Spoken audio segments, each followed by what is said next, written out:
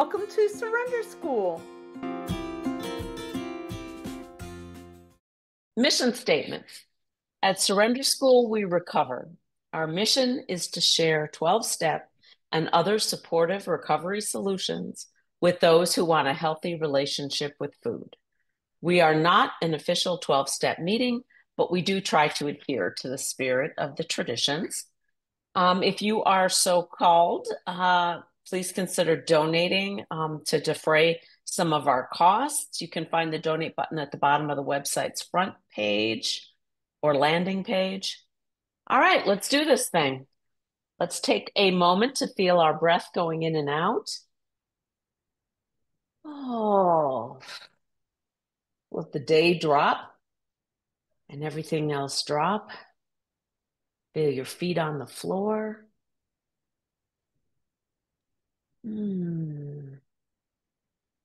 God, help us to set aside everything we think we know, to leave space for what we have yet to learn. Okay. All right. Today's fun topic is shame. So I'm sure everyone is thrilled to look at that topic.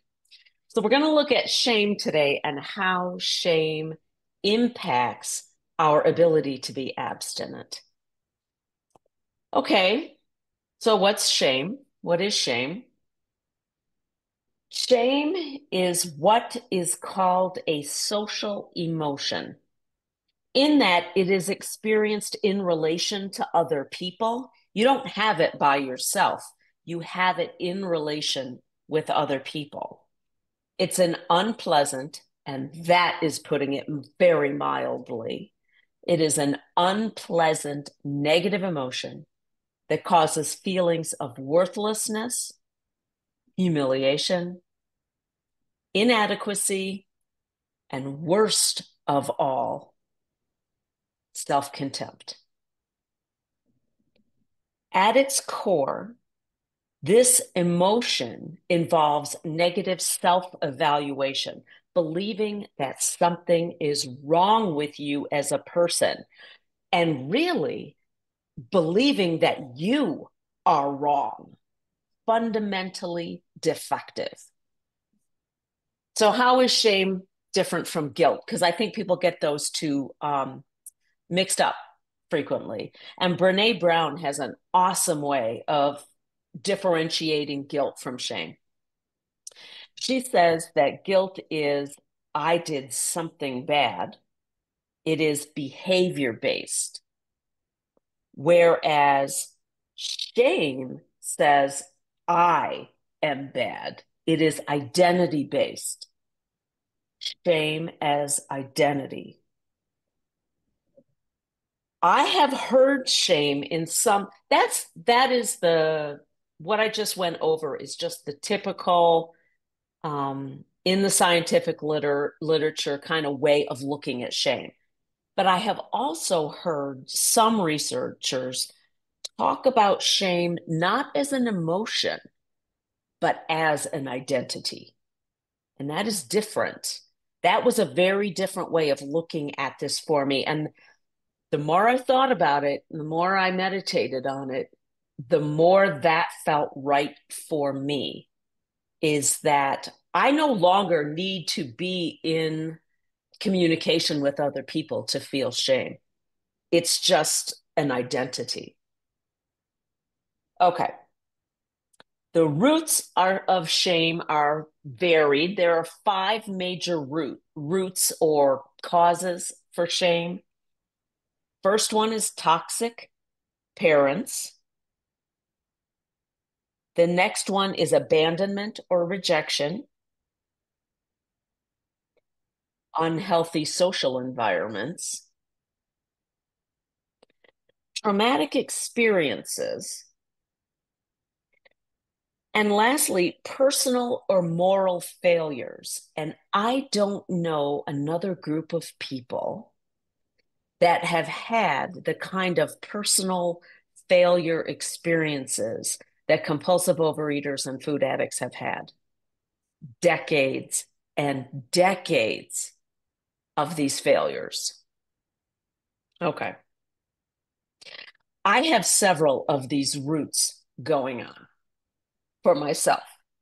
I grew up in a violent, very scary home. I was frequently emotionally abandoned and rejected by both of my parents, my siblings, and my peers. I had a front row seat to violence in my home, and I was teased and bullied at school. I experienced all of this as somehow being about me and my personal failures, which is what children do. They take it on that they are responsible. And that's what I did. And, even more than that, it wasn't just my actions that were failures, it was me. I was a failure. Just being me was a failure. And food was a perfect way to get away from myself. Now, each of us has a set of messages that replay over and over in our minds. Some people call them tapes, some people call them the inner critic, some people call it the critical parent. We all have those running messages that replay in our minds.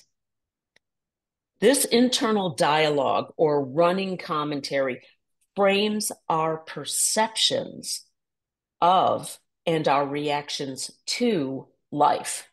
It's like this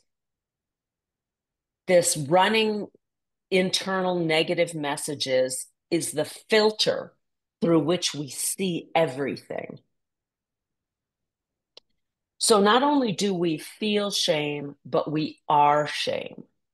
And when shame is the lens through which you see everything, abstinence and recovery become impossible. We believe we are flawed and therefore unworthy of love, unworthy of belonging and connection, unworthy of even recovery. Contrary to what football coaches think, shame is not a motivator. It is not good motivation, shaming people. It doesn't lead to change. It leads to hiding, quite literally, in the food. So many of us come into recovery carrying shame like a second skin. Shame about our body, shame about our eating, our history, our secrets. In food addiction, we often try and eat away our shame. We numb it, we avoid it, we binge over it, and then the binge brings more shame, and it just becomes a self-perpetuating cycle, on and on and on. But the emotional experience of shame isn't the only thing that interferes with our abstinence and our recovery. When we live in shame, we are literally living in our sympathetic nervous system, our fight, flight, freeze, or fawn system. In shame, the brain reacts just like we are truly facing physical danger, a physical threat. And we know when we live in this kind of chronic stress, we know from the step one science workshop that it leads to numerous biochemical and neurochemical processes that make us eat more, eat worse kinds of food. We go straight for the hyperpalatable, gross frankenfoody stuff. We store more fat and we burn less calories under stress. And shame is a chronic stressor. That was something new that came to me in researching this stuff to talk about today. I mean, I knew everything about stress and the sympathetic nervous system and all of that cortisol and all the effects of that, but I didn't realize that shame was interpreted by our body the same way as stress is. And that explains a lot for me, for my experiences. Okay. So shame comes with physical sensations to it in the chest, in the abdomen, that kind of radiate out through our limbs. And people often say they just want to crawl out of their own skin when they're feeling it. And if you think of your own experiences, you know, when I lived in shame, I couldn't eat enough. I needed so desperately to get away from it. I couldn't eat enough. I tried. Um, but I didn't want to be in there with it. I needed to check out. Um, and so shaming ourselves also destroys willpower. And we just talked about willpower yesterday. Shame disrupts our ability to self-regulate. It makes us way overreact to minor situations. Uh, Very oversensitive. You know, they talk about addicts as being oversensitive. And I think that comes from our shame. Um, we take everything personally and we make everything about ourselves. And this, I hate this, but okay, I'll say it anyway. Um, we believe that we are at fault. And if only we could be different, better, perfect, then none of these difficult situations would happen for us. We have this kind of magical thinking about it. So shame erodes our hope and makes it difficult to persist or to continue or to, make any kind of effort for positive change for ourselves. We tell ourselves, pardon my French, but we tell ourselves, I'm a piece of shit anyway. So why bother? Shame fosters a belief that change is really impossible. And we've all heard people, and maybe we have said it ourselves in these rooms, that, you may be able to recover, but I can't. Like recovery is for those people, but it's not for me. I can't do it. And some people are told, well, you're just being terminally unique. Well, I think really what it is it's coming from shame. And telling someone they're terminally unique just puts them back into a stew of shame. You know what I mean? And it kind of feels a little bit like blaming the victim. Okay, so the good news is that, of course, we can heal this shame. A lot of us in this room know this to be true. We can heal this shame. First, we have to become aware of it. And when we first become abstinent, boy, are we aware of it. And it's very uncomfortable. So we start to catch ourselves listening to the shaming comments that are running in our head. And in our awareness, with the help of our higher powers, we have self-compassion and we have a kind of loving kindness that we send toward ourselves in this situation. We don't beat ourselves up for beating ourselves up. Okay? We don't need to do double duty. We don't need to do that.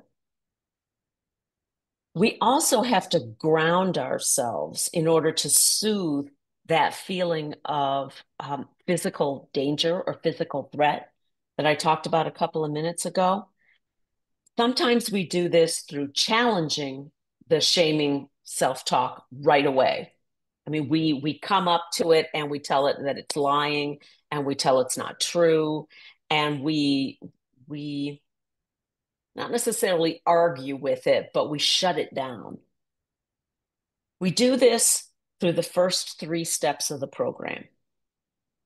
Step one tells us that we have a disease, not a flawed character, that all of these hundreds of failures we have lived with over decades It's not about us. It's about having a disease. Okay. Step two lets us know there is something greater than we are that we can safely depend on and loves us unconditionally without judgment. We can't have a higher power that just taps in to the already running negative tapes about ourselves. Our higher power has to be unconditionally loving and non-judgmental, or it's just another source of shame for people like us. Step three reminds us that we are not God. Um, we are not responsible for everything that goes wrong in the world. We just aren't. We weren't when we were little kids, and we're not now. We're not even responsible for having this disease. That doesn't have anything to do with us personally either. Having this disease is not a comment on who we are as human beings. I don't know about you, but I have been told throughout most of my life that it is my fault that I have the disease. And it is also my fault that I continue to suffer from the disease. And it's also my fault whenever I break abstinence or um, go into a relapse. All of this is you're bad, Linda. You're wrong. Something's wrong with you. And step three reminds us that that is not true. We didn't want the disease. We can't cure the disease. We can contribute to it, like the Al-Anons say, but we don't cause it. We can't control it. And it's not, we take on more responsibility than is ours to take on. So one would think that the antidote to shame, all these bad feelings about ourselves, the antidote would be self-esteem, increasing our self-esteem. I think, I mean, we feel so awful about ourselves. It makes sense that feeling better about ourselves would just be kind of a logical answer to it. That somehow feeling better about ourselves would erase our shame. But the real antidote to shame is vulnerability. And let me explain why. I can also feel the collective shudder. You know, it's like, oh God, not vulnerability. Um, Vulnerability is defined as this quality or state of being exposed. Vulnerability is an emotional exposure. And my first thought when I read that was, no thanks, count me out. Um, I can't risk that. I can't risk that. But vulnerability requires us to be authentic, transparent, and true to ourselves. And sometimes for the first time. And it's powerful because it is necessary to combat shame. The myth that vulnerability equates weakness is a recovery killer. Only through vulnerability, emotional openness, and exposure can we understand what triggers our shame and start to work through it. Shame loses its power in the light. Shame thrives in secrecy. It grows in the dark. But when we bring it into the light, and you know what I'm going to say, through steps 4 through 9, when we bring our shame into the light through steps 4 through 9, by being emotionally vulnerable in that process, shame starts to loosen its grip. And we no longer believe that BS that it tells us in our head. Okay. So here's the question for today. Pretty straightforward. In what ways has shame affected your abstinence? I'll give you 5 minutes. Go ahead and get started. Thanks for recovering with us.